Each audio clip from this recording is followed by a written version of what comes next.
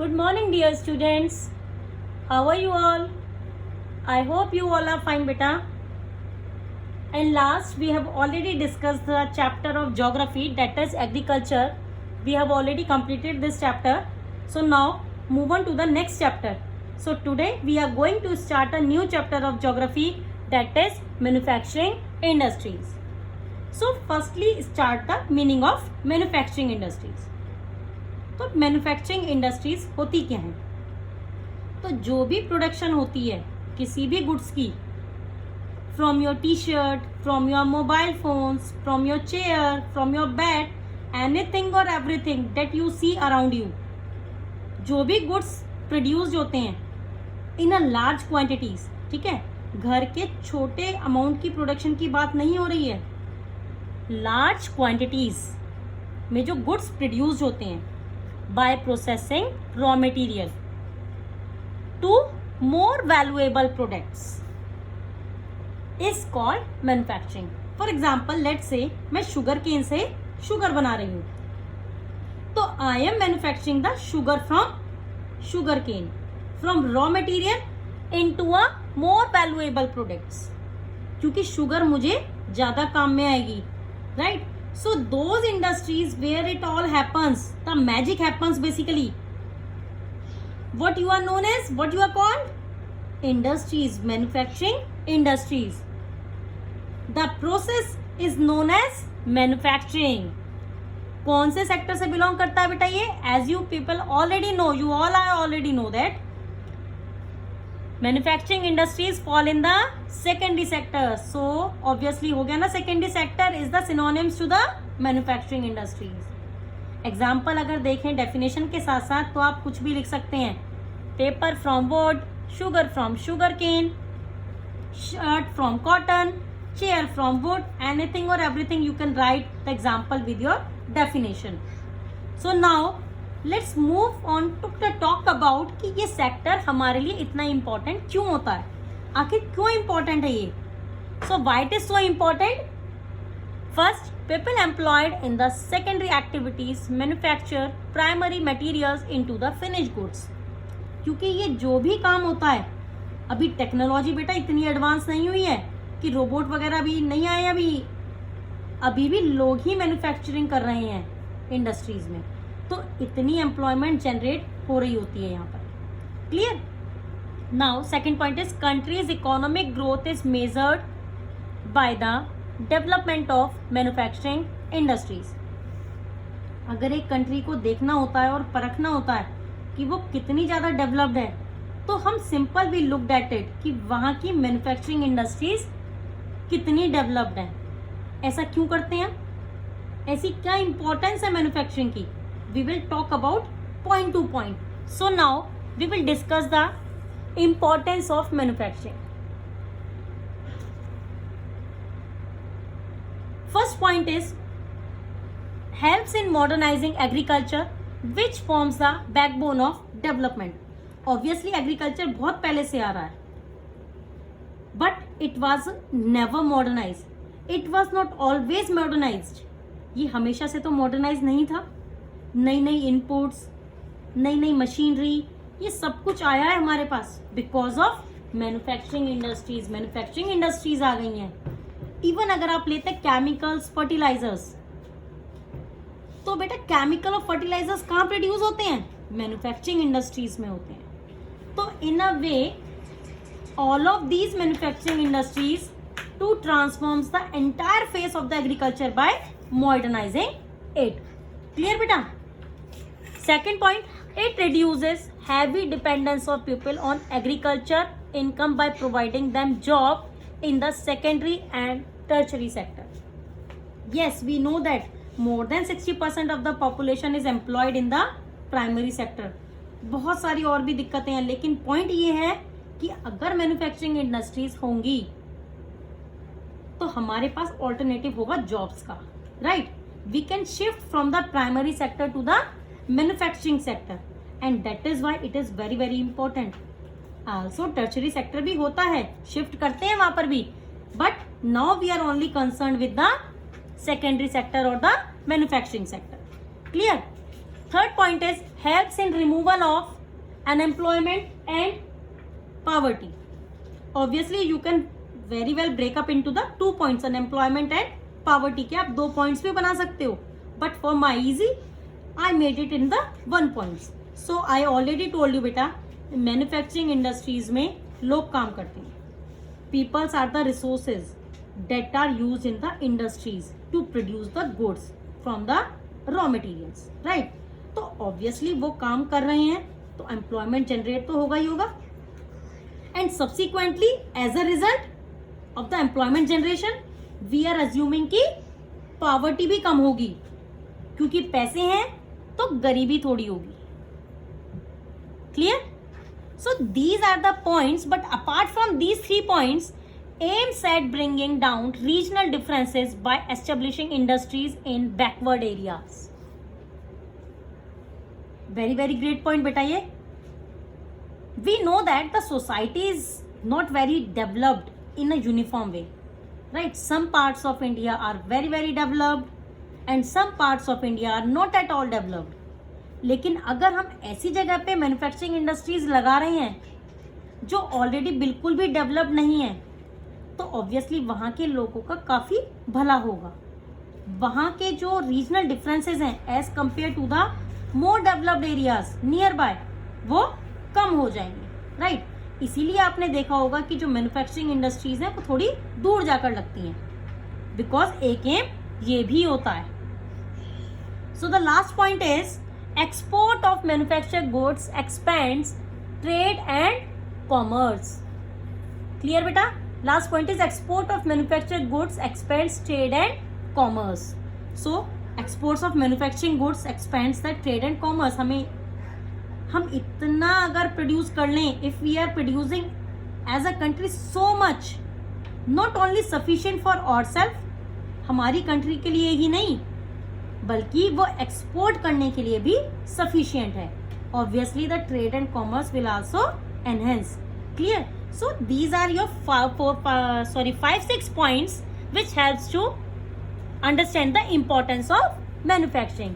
So now move on to the next topic, that is agriculture and industry. So agriculture and industries move hand in hand. एक point था ये मैं आपको importance में already clear कर चुकी हूँ, उसमें भी मैंने आपको बताया था कि एग्रीकल्चर को मॉडर्नाइज करने में आपका मैन्युफैक्चरिंग इंडस्ट्रीज का बहुत बड़ा हाथ होता है. Without manufacturing industries agriculture industries does not work. Clear?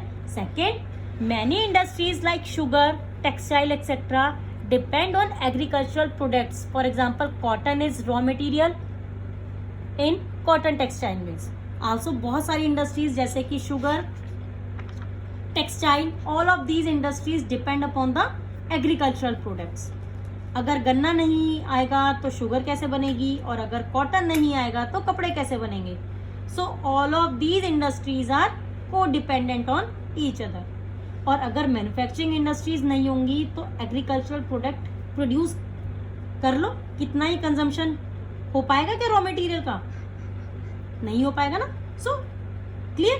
So they go hand in hand, they are codependent. Clear बेटा? But at the same time many industrial products like fertilisers, irrigation pumps, PVC pipes, tractor tools helps in increasing the agricultural productivity. It's very valid point बेटा. एक तो वो को dependent है, दूसरा जो हम मैन्युफैक्चर कर रहे हैं उसे एग्रीकल्चर को, उससे वो क्या हो रहा है, वो एग्रीकल्चर को एक्स्ट्रा पुश कर रहा है. For example chemicals and fertilisers, right? Productivity भी इंक्रीज हो रही है हमारे एग्रीकल्चर सेक्टर की. ये सभी चीजें कहाँ प्रोड्यूस होती हैं? मैन्युफैक्चरिंग इंडस्ट्रीज में, जिससे हेल्प मिलती है एग्रीकल्चरल प्रोडक्टिविटी में. देखिए बेटा, ये सारी जितनी भी चीजें, फर्टिलाइजर्स हो गया, इरिगेशन पंप्स हो गया, पीवीसी पाइप्स हो गए, ट्रैक्टर टूल्स हो गए, ये सभी चीजें कहाँ पर प्रोड्यूस हो रही हैं? ये सभी चीजें मैन्युफैक्चरिंग इंडस्ट्रीज में प्रोड्यूस हो रही हैं, which basically helps in increasing the agricultural productivity. Right? But अगर हम फिर भी देखें कि कुछ चीजें और भी हैं जो हम कर सकते हैं, so what are those points that we inculcate in a manufacturing industry to make them even more awesome in a globalised era with the other countries. तो ये कुछ हमारे पॉइंट्स हैं जो आपकी बुक में मेंशन है. So look at first point. Look at the first point. Our industry needs to be more efficient and competitive. बेटा हमारी इंडस्ट्री को ना और ज्यादा एफिशिएंट और कॉम्पिटिटिव होने की जरूरत है। हाँ हम एफिशिएंट हैं, पर अभी भी ग्लोबल स्टैंडर्ड के हिसाब से हमारी एफिशिएंसी थोड़ी कम है, कॉम्पिटिटिवनेस थोड़ी कम है। हम बाकी के प्रोडक्ट्स के साथ, इट मीन्स फॉरेन गुड्स के साथ compete करने के लिए हम अभी तैयार तो हैं, बट अभी बहुत अच्छे से तैयार नहीं हुए हैं। मतलब पास तो हम होते जा रहे हैं एग्जाम में, पर मेरिट आने में थोड़ी सी अभी दिक्कत आ रही है। Clear? So now second point is self sufficiency alone is not enough. yes we has a countries a self sufficiency in agriculture sector also in somewhat manufacturing industries also, लेकिन सेल्फ सफिशिएंसी जो है वो enough नहीं है। तो हमें क्या करना है? हमें डेवलपिंग नेशन से डेवलप्ड नेशन होना है। तो उसके लिए तो हमें एक्सपोर्ट्स एनहेंस करने ही पड़ेंगे। और एक्सपोर्ट्स कैसे एनहेंस होंगे? जब हमारा secondary sector, it means industrial sector और you can say manufacturing industries वाला सेक्टर और बेटर करता जाएगा, तब जाकर हम अपना सेल्फ सफिशिएंसी वाले लेवल को हम इट मीन्स एक्सपोर्ट करने में हम उसको एनहेंस कर पाएंगे। क्लियर बेटा? So now third point is manufactured goods must be of good quality to compete in international market. किसी भी चीज को देख लीजिए, उस प्रोडक्ट में अगर फॉरेन से गुड्स आते हैं, किसी भी चीज को देख लीजिए आप, then they are not most likely to be better in the quality. Mostly मैं बता रही हूँ आपको, exceptions are always there. So इसीलिए हम चाहते हैं कि जो हम प्रोड्यूस कर रहे हैं वो हमारे इंडिया के स्टैंडर्ड से ही एडिक्वेट ना हो, बल्कि ग्लोबल स्टैंडर्ड से भी बहुत अच्छा होना चाहिए। Good quality product we should produce, right?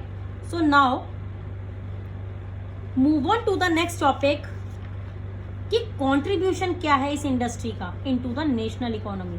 So the contribution of industry to the national economy. So let's discuss first कि हमारी जो सेकेंडरी सेक्टर है, मैन्युफैक्चरिंग सेक्टर है, इसका कितना योगदान है, कितना कंट्रीब्यूशन है in the national economy. So look at the first point.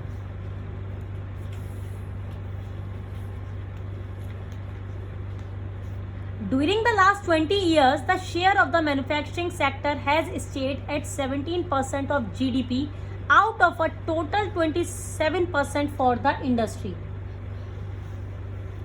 During the last 20 years, पिछले 20 सालों के अंदर जो शेयर है मैन्युफैक्चरिंग सेक्टर का 17% ही रहा है, total 27% of the industry, right? इसका क्या मतलब है? इसका मतलब ये है कि पूरी इंडस्ट्रियल सेक्टर का अगर 27% शेयर है जीडीपी में, तो मैन्युफैक्चरिंग इंडस्ट्रीज का, मैन्युफैक्चरिंग सेक्टर का उसमें से 17% है। 10% अभी भी हम कहीं ना कहीं क्या कर रहे हैं? लैग कर रहे हैं। Clear? So now second point is this is much lower in comparison to some East Asian economies where it is about 25 to 35%। और जब हम वर्ल्ड को देखते हैं या कुछ ईस्ट एशियन कंट्रीज को देखते हैं और इवन मोर डेवलप्ड नेशन को देखते हैं, तब हमें लगता है कि उनका जो परसेंटेज शेयर है जीडीपी में मैन्युफैक्चरिंग इंडस्ट्रीज का, वो मच मच मच हायर है as compare to our manufacturing industries. So completely there is a need for improvement for our manufacturing industries. So इसी को ही मद्देनजर रखते हुए the desired growth rate over the next decade is 12%, which has been around only 7% per annum in the last decade. So ये देखिए 12% पे चाहिए और हमारे पास 7% पर है, तो ऑब्वियसली तो जो हमारा ग्रोथ रेट है पर ईयर वो थोड़ा सा अभी भी कम है, उसे थोड़ा ज़्यादा करना है। सो इसी को ही ध्यान में रखते हुए with this objective in mind to develop the sector of manufacturing industries, government has set up the National Manufacturing Competitiveness Council NMCC. So the National Manufacturing Competitiveness Council was built or was established. NMCC was set up by the government. So now move on to the next topic, that is industrial location. तो बेटा कुछ भी काम करने से पहले आप लोग देखते हो कि काम कैसे और अच्छा हो जाए हमारा, राइट? तो अब हम बात करेंगे कि इंडस्ट्रीज कहाँ लगेंगी, where it is located the industry. So industrial location, think like an industrialist. अगर आपको इंडस्ट्री लगानी है तो आपका पहला, इट मीन्स प्राइमरी ऑब्जेक्टिव क्या होगा कि कॉस्ट कटिंग हो जाए, प्रॉफिट बढ़ता जाए, जितना हो सके उतना ज़्यादा से ज़्यादा हमें प्रॉफिट मिल सके, मैक्सिमाइजेशन ऑफ अ प्रॉफिट. तो उसी के चक्कर में there are some of the factors that you will go through the these factors. Basically obviously depends upon industry to industry. हर इंडस्ट्री के लिए अलग अलग फैक्टर्स भी होते हैं, बट ओवरऑल अगर हम बात करें पूरी मैन्युफैक्चरिंग इंडस्ट्रीज के लिए तो कुछ ब्रॉड फैक्टर्स होते हैं. वो आपके कौन से हैं? The location of a factory is influenced by government policies, availability of raw material, labour, capital, power and market facility. Discuss one by one. So first one is government policies. Obviously बेटा कितनी tax barriers हैं, कितनी government policies हैं वहाँ पर, lenient हैं, किस तरीके की हैं, उस पर भी डिपेंड करेगा कि मैं वहाँ इंडस्ट्री लगाऊंगी या नहीं लगाऊंगी. Clear? Next is availability of raw material. Yes, obviously let's say I make a चीज, आई गोना मेक अ चीज out of the yak milk. So if I am putting that factory in Kerala, yak we know are found in the Himalayas, then obviously raw material is going to travel from a long way to come to the Kerala, right? So the raw material की availability भी तो देखूंगी ना मैं कि कहाँ मुझे raw material resource करना है, वहीं पर फैक्ट्री लगाते हैं ना, close to it, जहाँ पर मुझे वो चीज easily मिल जाएगी. Clear? So now third is your labor, your capital also. पैसा बहुत important है. Okay, power and market facilities. बहुत अच्छी सी इंडस्ट्री लगा दी है, एरियाज भी हमने देख लिया, इलेक्ट्रिसिटी ही नहीं है तो फिर क्या फायदा होगा?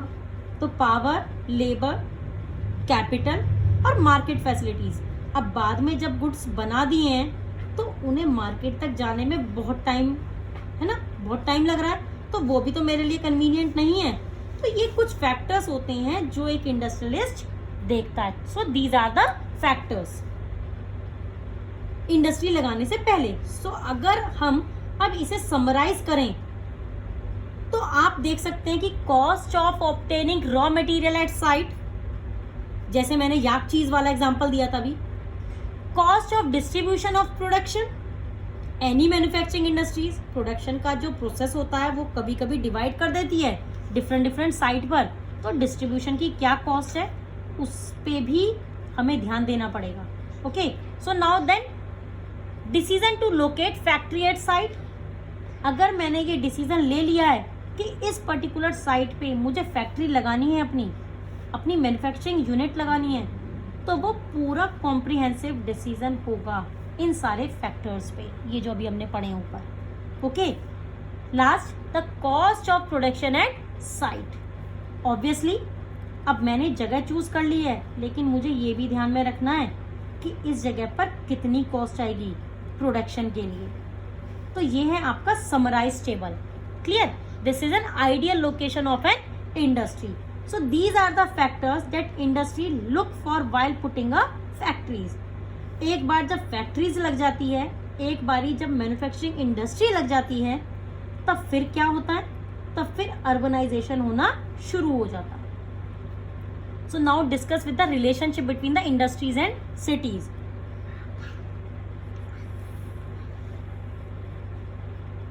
So अब आप बोलेंगे कि मैम अर्बनाइजेशन ऐसे कैसे हो जाता है? अर्बनाइजेशन इस क्या मतलब? जब मॉडर्न टेक्निक्स, मॉडर्न फैसिलिटीज की तरफ जाते हैं, बेसिकली जब हम सिटी कल्चर की तरफ जाते हैं, हम सिटी कल्चर को अडॉप्ट करते हैं. ऑब्वियसली जब एक फैक्ट्री लग गई है तो आसपास के लोगों को जॉब मिल गया, और जब जॉब मिल गया है तो लिविंग स्टैंडर्ड ऑब्वियसली इंक्रीज हो गया ना, पॉवर्टी हट गई है. तो now obviously you will want make more facilities and you would want to go city culture which is exactly called the urbanization. तो जैसे इंडस्ट्रीज आती हैं तो अर्बनाइजेशन अपने आप फॉलो करने लग जाता है. Clear? Industrialisation and urbanisation go hand in hand. And after an industrial activity starts, urbanisation follows. Urbanisation अपने आप ही फॉलोज करने लग जाता है जब हमारे इंडस्ट्रीज सेटअप हो जाती हैं. Clear? Now sometimes they are located in or near the cities. इसीलिए कभी बहुत ज़्यादा बार ये होता है कि जो इंडस्ट्रीज हैं वो सिटीज से थोड़ी सी दूर पर होती हैं, सो दैट यू को नो उनको लेबर ढूंढने में बहुत ज़्यादा प्रॉब्लम ना हो. Clear? Cities provide markets and services such as banking, insurance, transport, labor, etc. to the industries. अब उसके बाद सिटीज़ जो हैं आल्सो मार्केट भी प्रोवाइड कर देती हैं. जो हम बना रहे हैं गुड्स, उनकी मार्केट भी वहीं पे हो, ईजी होती है उससे. और बैंकिंग जो टर्चरी सेक्टर है वो सपोर्ट भी कर देता है हमारे सेकेंडरी सेक्टर को, जैसे कि बैंकिंग फैसिलिटीज़ हो गई, हमारी इंश्योरेंस फैसिलिटीज हो गई, ट्रांसपोर्ट फैसिलिटीज हो गई, कम्युनिकेशन फैसिलिटीज हो गई, and labour also. All of that is present in the cities. Right? इसीलिए ऐसी जो कुछ सिटीज होती हैं जहां पर ये फैक्टर्स ऑफ प्रोडक्शन बहुत अच्छे से प्रेजेंट होते हैं, वो फेवरेट स्पॉट बन जाती है इंडस्ट्रीज का, इंडस्ट्रीज लगाने के लिए. ऐसा बोलते हैं ना, फरीदाबाद इंडस्ट्रियल टाउन हुआ करता था, या अब इंडस्ट्रियल टाउन ये हो गया है. So what are those? Those are the places where the factors of the production are really greatly met. और इन्हीं जगहों को हम बोलते हैं agglomeration economies. Clear बेटा? So many industries make use of advantages offered by the urban centers known as agglomeration economies. अब आप इस चार्ट को ही देख लीजिए.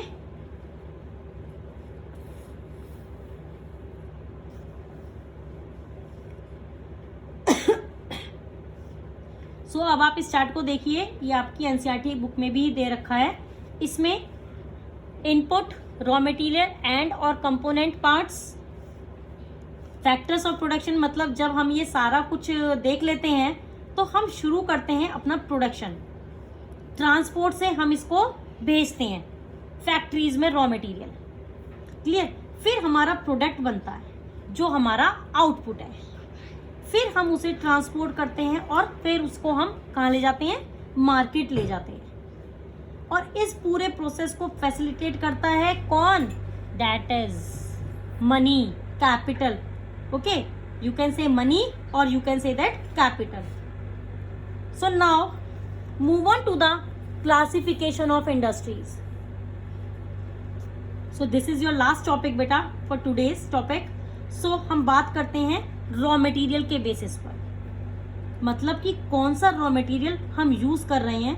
तो मेजर ब्रॉडली हम जो इंडस्ट्रीज को करते हैं ना क्लासीफाई, वो हम दो पार्ट्स में कर रहे हैं इस time, basically agro based industries and mineral based industries. Clear? तो जो इंडस्ट्रीज एग्रीकल्चर प्रोडक्ट्स यूज कर रही हैं वो सिंपली हो गई एग्रो बेस्ड इंडस्ट्रीज, और जो industries mostly mineral based product को यूज कर रही हैं वो कौन सी हो गई? Mineral based industries. राइट? तो एग्रो बेस्ड में आपकी cotton, sugar, rubber, T, coffee, all of that would be a part of the agro based. And iron, aluminium, steel, cement, tools making, all of that would be a part of the mineral based industries. जहां पर भी mineral use हो रहा है, clear, वो सारी किसमें आ जाएंगी? Mineral based industries. उसके बाद हम बात करते हैं on the basis of role played by them. क्या रोल प्ले करती हैं वो for the society? So some industries are known as basic or key industries. ये कौन सी इंडस्ट्रीज होती हैं बेटा? ये वो इंडस्ट्रीज होती हैं जो ऐसी चीजें प्रोड्यूस करती हैं जो बेसिक होती हैं इकोनॉमी का, economic activities. For example paper. और आप अगर एक आयरन अगर आप प्रोड्यूस हो गया है तो एक इंडस्ट्री में, तो वो आयरन कितनी जगह यूज होता है, मतलब आप एक एग्जांपल लेकर चलिए बेसिक तो वो बहुत सारी जगहों पर यूज होगा। सपोज मानकर चलिए आप एक आयरन ले लिया आपने, आयरन अगर आप एक बार प्रोड्यूस अगर इंडस्ट्री में हो गया तो वो आयरन कितनी जगह यूज होगा। Same as in the case of aluminium, same as in the case of copper. So all of those industries जिनका प्रोडक्शन, जिनका आउटपुट ही बहुत सारी इंडस्ट्रीज के लिए रॉ मटेरियल बन जाता है, उसे हम बोलते हैं basic or key industries. Okay, and the consumer industries are the second part of these classification on the basis of role played by them. Consumer industries वो इंडस्ट्रीज होती हैं जो ऐसे प्रोडक्ट्स बनाती हैं जो कंज्यूमर के लिए होती हैं, जो डायरेक्टली यूज करने के लिए होती हैं। वो आपका रॉ मटेरियल नहीं बनाते। फॉर एग्जाम्पल शुगर हो गया, आपका पेपर हो गया, टूथपेस्ट हो गया, स्विंग मशीन है, जो हम रेडीली यूज कर लेते हैं फिनिश प्रोडक्ट्स की तरह, वो बन जाती हैं कंज्यूमर बेस्ड इंडस्ट्रीज, जिनको हम डायरेक्टली यूज करते हैं। क्लियर। अब चलते हैं हम थर्ड क्लासिफिकेशन की तरफ, that is on the basis of capital investment. Very great point बेटा। ये अभी ये देखिए आप कहाँ से पैसा आ रहा है, कितना पैसा आ रहा है, उसके बेसिस पर हम दो पार्ट्स में हम इंडस्ट्रीज को डिफाइन करते हैं, small scale industry and second one is large scale industries. If you are invested a large amount of money, obviously you can say a large scale industries. For example, you know, Tata, Infosys. And if you invested a small amount of money, you are going to be in the category of the small scale industries. What is this threshold? The threshold is 1 crore rupees. तो अगर 1 करोड़ से कम की investment है आपकी तो small scale industry में आपका है रोल, और 1 करोड़ से अगर ज़्यादा की इन्वेस्टमेंट कर दी है तो you have to be shifted और upgraded to the large scale industries. Clear. So next classification is on the basis of the ownership. किसके हाथ में भाग दौड़ है, who is the owner of the company. On the basis we have some 4 types, public sector, private sector, joint sector and cooperative sector. These are the 4 types of industries in your NCERT on the basis of ownership. First one is public sector. Obviously public sector का मतलब तो जो वो पूरी public के लिए हो, तो जब पूरी पब्लिक के लिए है तो वो कौन करेगा, obviously गवर्नमेंट करेगी, government of India. So when the ownership is in the hands of the government agencies, we call it a public sector industries. So owned and operated by the government agencies. For example, BHEL and SAIL etc. All of that come in the public sector industries क्योंकि इनकी government ownership है। Clear. Second one is private sector, जहां पर individuals जो है ना आपकी industries को ओन करते हैं। For example Bajaj auto limited, TISCO, Dabur industries, कोई एक ही व्यक्ति होगा या इसे ओन, जो कोई इसको ओन करेगा। गवर्नमेंट एजेंसीज इसको ओन नहीं कर रही है, गवर्नमेंट एजेंसीज का रोल नहीं है, तो they will be known as a private sector industries owned and operated by individuals और a group of individuals. Clear. Now move on to the third type, that is joint sector. अब आपको नाम से ही पता चल रहा होगा कि कोई तो यूनियन की बात हो ही रही है। Exactly, you people are right. So they are jointly by the state also and the individuals or the groups of individuals. सो इसमें पार्टनरशिप होती है गवर्नमेंट एजेंसीज की, इट मीन्स पब्लिक सेक्टर की, और आल्सो प्राइवेट सेक्टर की, तभी हम उसको बोलते हैं joint sector. For example Oil India limited.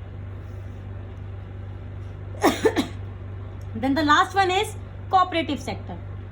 Cooperative sector होता है आपका जब group of peoples collectively owned the organisation, collectively owned the industries and whatever is produced, so collectively उसका प्रॉफिट शेयर करते हैं। सो owned and operated by the producers or suppliers of raw materials, workers, or both share profits or losses proportionately. So, for example, sugar industry in Maharashtra, coal industry in Kerala.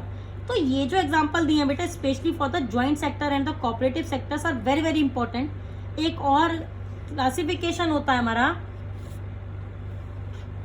That is on the basis of bulk and weight of raw material and finish products. मतलब जो हम raw material use कर रहे हैं और जो हम finish products बना रहे हैं उसका वेट कितना है, वो हैवी है या लाइट है। Exactly those are the names of the industries. एक तो बोलते हैं हैवी को, हैवी बोलते हैं एक को, और एक को बोलते हैं light. Clear? Heavy industries and the light industries. Obviously जो हैवी इंडस्ट्रीज होती हैं उसमें जो रॉ मटेरियल यूज होता है और जो फिनिश प्रोडक्ट्स बनता है वो थोड़ा हैवी होता है। तो large machines and heavy bulky raw materials machinery, देखिए large machinery and heavy bulky raw materials are used to produce products which are heavy और bulky including capital goods like automobiles and construction machinery. तो अगर हम automobiles, we are making vehicles, car and all, we are making big big machines for agriculture and any other purposes, तो वो किसका part हो जाएगा? आपका हैवी इंडस्ट्रीज का। क्यों? क्योंकि हमारा जो पॉइंट ऑफ रेफरेंस है वो ये है कि रॉ मटेरियल और finish goods, raw material and the finish goods, हमारा पॉइंट ऑफ रेफरेंस ये है। तो हमारा जो पॉइंट ऑफ रेफरेंस है रॉ मटेरियल फिनिश गुड्स, वो कैसा होना चाहिए इन द हैवी इंडस्ट्रीज? वो कैसा होना चाहिए? वो हैवी और बल्कि होना चाहिए। Clear? Now move on to the second type of industry, that is light industry.